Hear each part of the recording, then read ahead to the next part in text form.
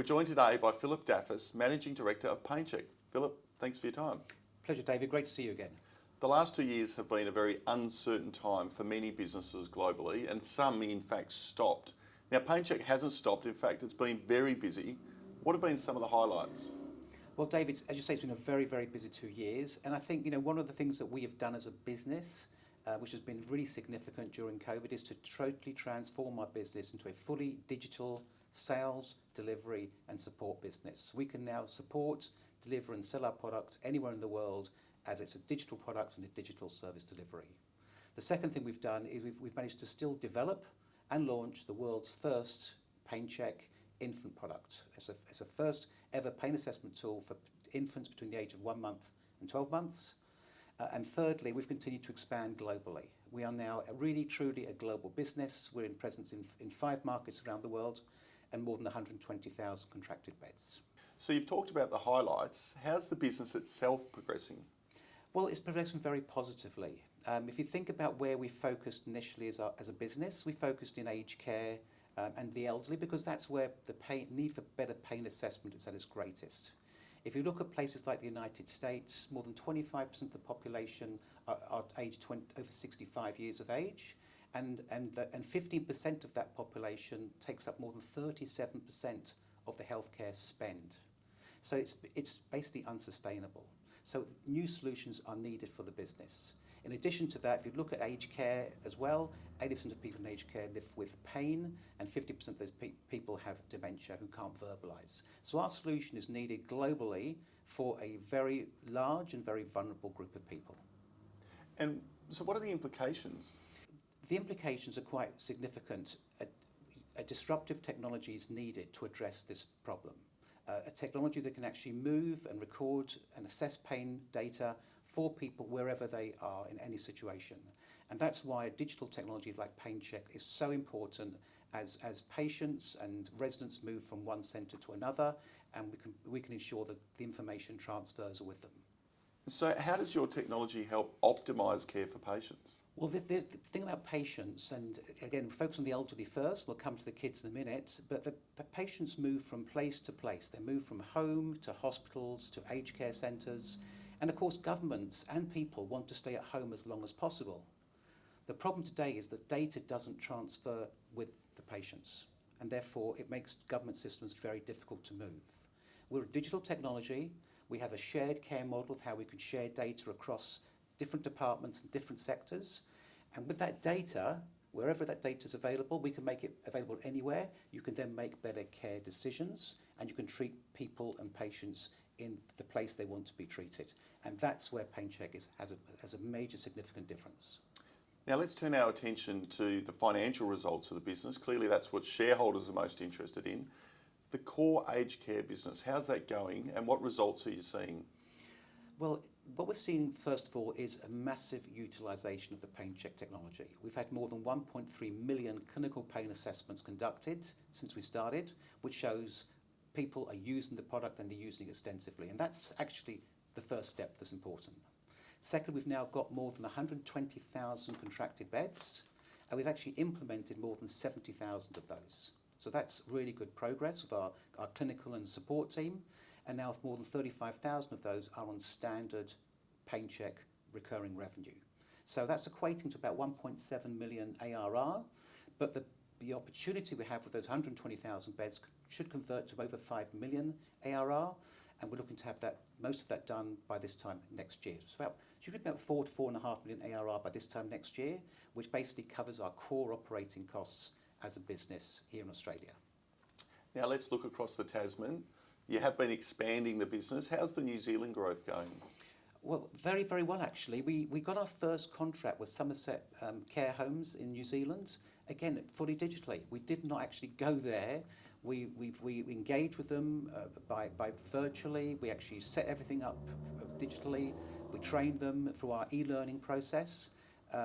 We had a great pilot, and they signed up a contract for their full 1,200 beds as part of the process. We're now rolling out that product in New Zealand, and as of today, our sales team are actually over there right now. In fact, our sales manager's based there for the next 6 weeks, as we contract with other aged care groups who also want to work with us. And in fact, our two partners there, based in Christchurch, are working with us, and we see very, very strong growth in New Zealand this year.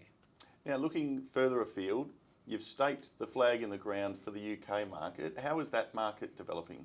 Well, I was pleased to say for the first time in 2 years I was able to go across to the UK. I spent 3 months there from end of February through to June, working with the team, and they're doing a superb job. We've got a great team there.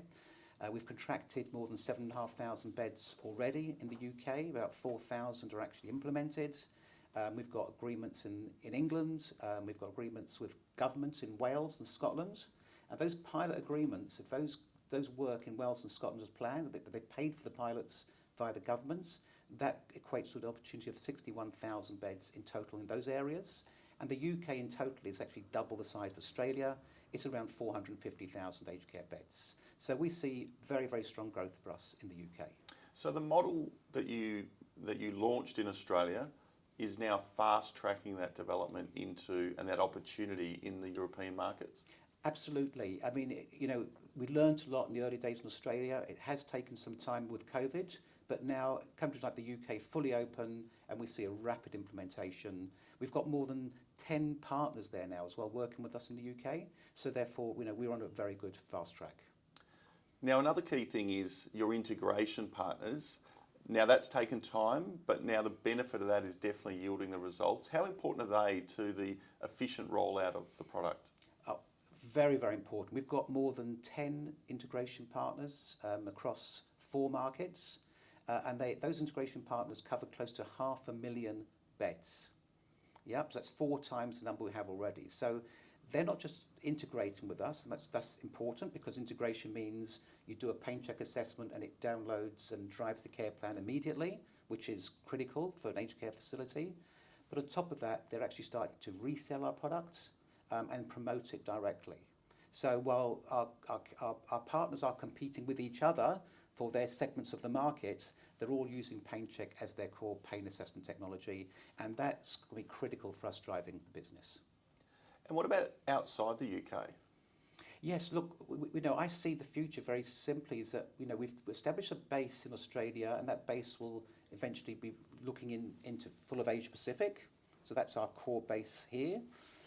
We've established the UK market, and we'll use the UK as a base for entering the European market. We've got some good opportunities in Central Europe. And of course, we're looking to put somebody into North America this year. We've got some good opportunities with Canadian clearance already. So looking at Canadian opportunities now, and we'll use Canada as a base to get into the US market as well. Infant app. How's it developing? It's certainly generating a lot of interest. How's it developing, and what's the next steps in its development? So the infant app, we've got the first version infant app is for infants for post-procedural pain between 1 month and 1 year. It's novel. It's the first product like it in the world, and we see two big market opportunities. One in the hospital sector, for example, neonatal intensive care units, emergency departments, where we're also doing a study. The second one, the bigger one, will be at home care. And home care for mums and dads who have got young children, post-procedural, post-vaccinations or post-surgical procedure, where they can now actually assess their child for pain and manage the treatment in the home environment. Just as they manage temperature today with a thermometer, we can now do the same thing for pain for mums and dads at home. And that is a significantly large market. The infant app has also seen a number of positive developments. Yes, absolutely. So we've re-engaged now with the Melbourne Children's Hospital to actually do the emergency department study, which is happening now, and that will give us a product for 1 to 3 year olds, so expanding the utility. We've engaged with government in terms of looking at using PainChek for the COVID-19 vaccination program, because now infants are now being vaccinated as young as 6 months of age here in the US and Europe. So we've got probably the only tool available that can be used for that situation. And on top of that, what's really interesting is we've seen that the FDA have just actually commissioned Duke University in the US to actually go out and find a regulatory grade pain assessment tool for infants. And how do we know that? Because Duke contacted us. They saw our publication in the Lancet Digital Journal, and basically reached out to us as part of their review. So what you're seeing there is the FDA are identifying that it's not enough for pharmaceutical companies to actually say our product treats pain for infants. They're saying, show us evidence, show us objective markers. And PainChek is exactly that, we're objective marker for pain assessment for infants. And you're looking to collaborate with pharmaceutical companies. How would that work? Well, we see that as the biggest opportunity. We currently now are a pain assessment technology. But the large pharmaceutical companies who are also, by the way, developing their digital programs and are reaching out to companies like PainChek to collaborate, see the benefit of having pain assessment, PainChek, and then pain intervention management, which is what they supply. And our goal is to actually pull those two together as to one offering within the PainChek facility. So for us, we're moving from being a pure pain assessment technology to being a pain assessment and pain management solution. And with that, I think we will revolutionise the way pain is handled at home and also in the professional area. Pharmaceutical companies are clearly a massive market opportunity. Now, nothing's been overly disclosed, so I won't probe too deeply, but I assume conversations are underway, and how are they progressing? Yeah, look, lots of conversation underway. What was really helpful was when I was in the UK earlier this year, we went to a number of conferences or a number of potential partners in the pharmaceutical world that are talking to us, and they, like us, see a similar vision. The vision is very simple. Pain assessment and pain treatment should be integrated so you have a comprehensive pain management solution. And that's where we can fit in with a number of pharmaceutical companies. We've already got an agreement with Sigma in Australia for home care management, and that could lead very nicely into the consumer side, direct to the consumer. And we're also looking at some potential partners in the UK and globally. And as we get further down the line, we'll report back more on it. We'll keep an eye on that one, Philip. Now, we do hear a lot about PCK analytics. How is that helpful? Look, this is something new as part of our universal tool. So when we first started the journey, we were just assessing pain for those who can't verbalise. The PainChek adult product is now a universal tool, so it assesses pain for those who can't verbalise, but it also documents the pain for those who can reliably report their pain. So it's a total solution for an aged care facility or a hospital.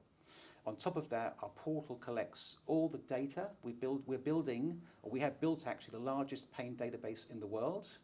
And what we provide is reports back to our clients for them to show how they're managing pain, how they're profiling the pain of their residents, and that helps them with their accreditation and their funding instruments, for example, in Australia with the ACFI funding. So very important part of the solution for our customers, but also for us, it will help us drive to what we call dynamic pain assessments. So right now we do 42 test points to assess pain. As we learn from our database, we can actually fast track that process and have a more of a dynamic pain assessment process. And doing that, it will be faster, more reliable, and more based on AI. And that's the part of the future. It's clearly been a busy time for PainChek and its team as it rolls its products and projects out globally. What's on the horizon? Well, it's interesting because as we get more into the market, more opportunities come our way. 3 examples. Firstly, in WA, we just received a grant through the telethon to develop a PainChek for kids with disabilities.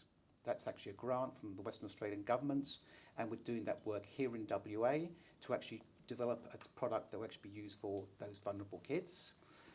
Secondly, we are now talking to New South Wales Health and a number of groups about extending PainChek for use for palliative care. Palliative care, the drive is to move it into the home environment because people want to be in their home for that care.